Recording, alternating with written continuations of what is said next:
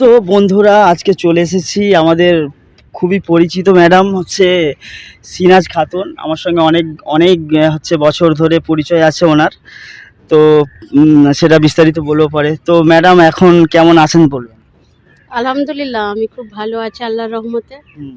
তো আমাদের অনেক দিন পর দেখা হলো। তো আমার সঙ্গে যখন পরিচয় ছিল, তো আমরা যেহেতু অনেক দিনের পরিচয়, আমাদের বন্ধু বন্ধু মতোই। তো হচ্ছে আমাদের কথার মধ্যে আপনি থেকে তুমি যদি হয়ে যায়, সেটা হচ্ছে দর্শক বন্ধুরা কিছু মনে করবেন না। তো এই যে জার্নিটা শুরু করলে, আমি তো যখন তোমার সঙ্গে জানাশোনা ছিল আমার, তো তখন তো Student ছিলাম। স্টুডেন্ট ছিলে। তো এই জার্নিটা কিভাবে শুরু করলে তুমি? আমি 2005 সালে উচ্চ মাধ্যমিক পাশ করার পরে হুম।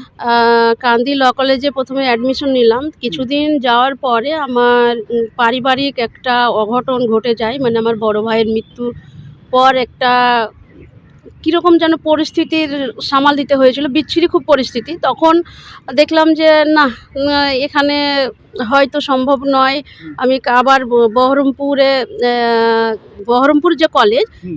যেটাকে কমার্স কলেজ নামে সবাই চেনে, তো সেই কলেজে আমি ইতিহাসে অনার্স নিয়ে অনার্স গ্র্যাজুয়েট কমপ্লিট করি।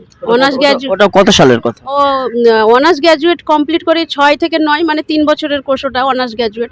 তারপরে মাস্টার্স করি 2012-তে। মাস্টার্স কমপ্লিট হওয়ার পরে WBCS, IAS এগুলোও মানে ট্রেনিং নিই। তারপরে মানে এই যে আমি আমার কথা হচ্ছে, এই যে মানে অ্যাডভোকেট হওয়ার মানে চিন্তা ভাবনাটা কিভাবে মাথায় আসলো, এটা প্রথম কথা। আর দ্বিতীয় কথা হচ্ছে, তুমি একটা গ্রামের মেয়ে, মানে হচ্ছে মুর্শিদাবাদে যেহেতু তোমার বাড়ি, ওখানে নর্মালি মেয়েরা মাধ্যমিক পাস করাটাই বড় কথা, তাই না? সেই ক্ষেত্রে সেই জায়গা থেকে মানে হচ্ছে একটা সুপ্রিম কোর্টের অ্যাডভোকেট যে তুমি হয়েছো, সেই ক্ষেত্রে মানে সেই সেই জার্নিটা কিভাবে, মানে চিন্তাটা কিভাবে করলে, বা কেউ তোমাকে আইডিয়া দিলো, বা নিজে থেকে এই বুদ্ধিটা তোমার হয়েছে যে আমি একটা বড় জায়গায় পৌঁছাবো? দেখো, বিষয়টা হচ্ছে, আমি যে কনসেপ্টটা পেয়েছি দিল্লি সুপ্রিম কোর্টের আইনজীবী হওয়ার, হ্যাঁ। এটা নিজেরই তৈরি করা কনসেপ্ট। এটা আমি কারো কাছ থেকে পাইনি কোনো অনুপ্রেরণা। কারণ আমার পরিবারটা ছিল শ্রমজীবী শ্রেণী। আচ্ছা। একজন শ্রমজীবী শ্রেণীর পরিবারে কি ভাবনা চিন্তা থাকে যে হয়তো কোনো রকমের মাধ্যমিক দিবে, তারপরে হ্যাঁ, হ্যাঁ, মেয়ের বিয়ে শাদী দেবে, হুম। সংসার করবে, হুম। এটাই আর কি।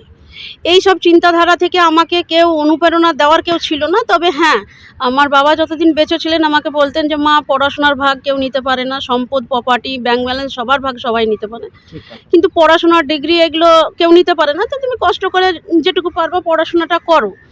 আর আমার যে দুটো ভাই ছিল, সেই ভাইয়েরাও আমাকে সহযোগিতা করেছে। কিন্তু দুর্ভাগ্যের বিষয়, দুই ভাই, আব্বা কেউই আমার এই লয়ের ডিগ্রি কমপ্লিট হওয়া পর্যন্ত বেঁচে ছিলেন না। তো খুব তারপরেও তাড়াতাড়ি তারপরেও হচ্ছে তুমি জার্নিটা পুরো করেছো। হ্যাঁ, পড়াশোনা অলরেডি চলছিল, চলতে চলতেই হচ্ছে তোমার বাবা বা দাদা দুজনেই ইন্তেকাল করেন। তো তারপরে ওই জার্নিটা কিভাবে চালালে? দুজন না, দুজন দাদা, হ্যাঁ, পড়াশোনা পিরিয়ডে প্রথমে 2006 সালে বড় দাদা মারা যায়। আমার বাবা মারা যায় 2017 সালে। আচ্ছা।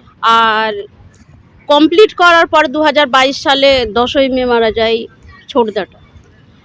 তো তো এত মানে পারিবারিক মানে দুশ্চিন্তা, মারা গিয়েছে, বা তোমাদের পিছনে মানে তেমন কোনো আর্থিক অবস্থা খুব বেশি ভালো ছিল না যে একদম বিনা দ্বিধায় টাকা ঢেলে দেওয়া যাবে। তো সেই ক্ষেত্রেও মানে সেই মানে যে বিপদগুলো পার করে কিভাবে এতদূর পৌঁছালে? দেখো, বিপদ তো আমার বহুকাল থেকেই আছে। আর খুব ছোটবেলা থেকেই এত এক ঝামেলা, এত মানে অশান্তির মধ্য দিয়ে তৈরি হয়েছি। একটা কথা বলে নেব, হচ্ছে একটা জিনিস চিন্তা করুন বন্ধুরা, আমাদের হচ্ছে সিনাজ খাতুন, উনি হচ্ছে একটা অ্যাডভোকেট হয়েছে, আমাদের মুসলিম মেয়ে, হ্যাঁ, একটা নর্মাল বাড়ি থেকে হয়েছে। এগুলো আমাদের জন্য একটা গর্ব, আমাদের জন্য একটা প্রেরণা যে আমাদের বাড়ির মেয়েদেরকে বা আমাদের বাড়ির ছেলেদেরকে এইভাবে মানে একটা তৈরি করব। সেটা আমরা না করে অনেক সময় কি করি, যে মানে এই যে ম্যাডাম যে কথাটা বললেন, এই হচ্ছে আমাদের হচ্ছে একটা সমস্যা। আমরা হচ্ছে, তারপরেও কিন্তু ম্যাডাম তাদের চোখে আঙুল দিয়ে দেখিয়ে দিয়েছে যে না, আমি সাকসেস হতে পেরেছি, তাই তো? হ্যাঁ, ঠিক। তারপরেও তো এখন ম্যাডাম হচ্ছে সুপ্রিম কোর্ট আর কোন কোন কোর্টে মানে মোটামুটি যাওয়া হয়? আমি বেসিক্যালি বহরমপুর জজ কোর্টে আমার মেম্বারশিপটা প্রথমে নিয়েছিলাম ল পাস করার পর। আচ্ছা। ওখানে আমি একটা আমার চালাও আছে যার নাম্বার হচ্ছে 200।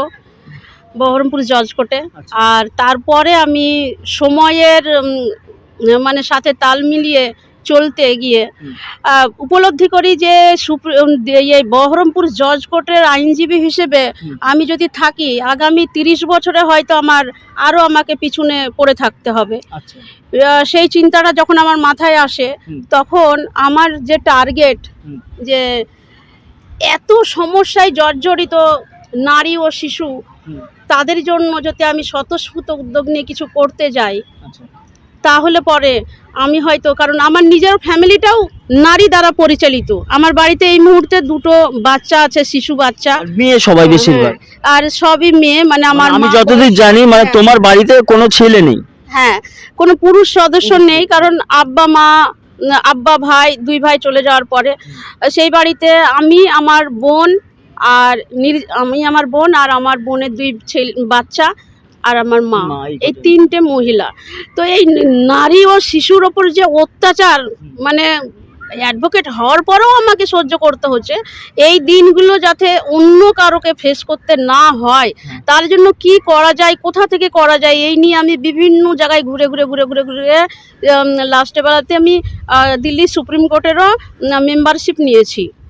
সেখানে যাতায়াত করি। নিজে একটা সেই জায়গায় পৌঁছালে যে সুপ্রিম কোর্টের একটা অ্যাডভোকেট, একটা খুব বড় একটা সম্মানের কথা বা খুব বড় একটা পজিশন, ঠিক আছে, তো সেই জায়গায় তুমি পৌঁছে গিয়েছো।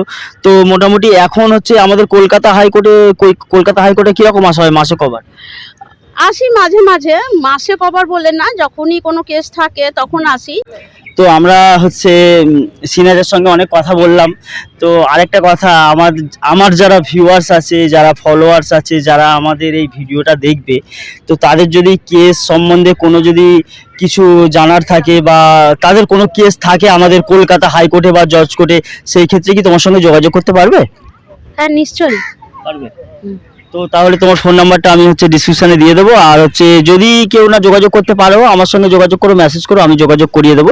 তো মোটামুটি যদি কারোর কেস থাকে কলকাতা হাইকোর্টে বা জজ কোর্টে থাকে, তো সেই ক্ষেত্রে যোগাযোগ করলে মানে তুমি তাকে সময় দিতে পারবে বা এখানে আসতে পারবে। হ্যাঁ, যে কোনো lower court two supreme court পর্যন্ত যে কোনো জায়গায়, যে কোনো জায়গা থেকে যে কোনো সমস্যার কবলিত হেল্পলেস মানুষ চাইলে ইচ্ছে করলে আমার সঙ্গে যোগাযোগ করতে পারে। ঠিক আছে, অসংখ্য কোনো কারণে আমাকে পাচ্ছে না, তখন তোমার সঙ্গেও যোগাযোগ করতে পারে, তুমি আমাকে কথা বলিয়ে দেবে, তাহলে সেক্ষেত্রে সুবিধা হবে তার। ঠিক আছে। তো অসংখ্য ধন্যবাদ আমাদের সিনাজ খাতুনকে, আমার জন্য অনেক সময় দিয়েছে, ঠিক আছে, আমার জন্য খাস করে এসেছে, আজকে ওনার কোনো কাজ ছিল না। তো যারা ভিডিওটি দেখছে সবাই একটু লাইক, সাবস্ক্রাইব আর ফলো করে দিও, আর ভিডিওটি শেয়ার করে দিও, কারণ কারো যদি আইনি কোনো সমস্যা হয় তাহলে সে ম্যাডামের সঙ্গে যোগাযোগ করতে পারবে, আমি ভিডিওতে ফোন নাম্বার দিয়ে দেবো। তো অসংখ্য ধন্যবাদ ম্যাডাম আমাদের সঙ্গে এতক্ষণ কথা বলার জন্য, আর আমার দর্শকদের একটু বলে দিন সবাই যেন লাইক, সাবস্ক্রাইব আর ফলো করে দেয়। হ্যাঁ, নিশ্চয়ই সবাইকে আমারও তরফ থেকেও রিকোয়েস্ট, আপনারা সবাই লাইক, সাবস্ক্রাইব, ফলো এবং শেয়ার করতে ভুলবেন না। আর কোনো কেস সংক্রান্ত কোনো ম্যাটার যদি আপনাদের থাকে lower court two supreme court পর্যন্ত যে কোনো সমস্যার সলিউশনের জন্য যদি আপনার কোনো অ্যাডভোকেটের প্রয়োজন হয়, আপনি আমার নাম্বারে ডাইরেক্ট কল করে যোগাযোগ করতে পারেন, না হলে আনোয়ারের নাম্বারে করতে পারেন। ঠিক আছে, অসংখ্য ধন্যবাদ ম্যাডাম। ধন্যবাদ সকলকে, থ্যাংক ইউ।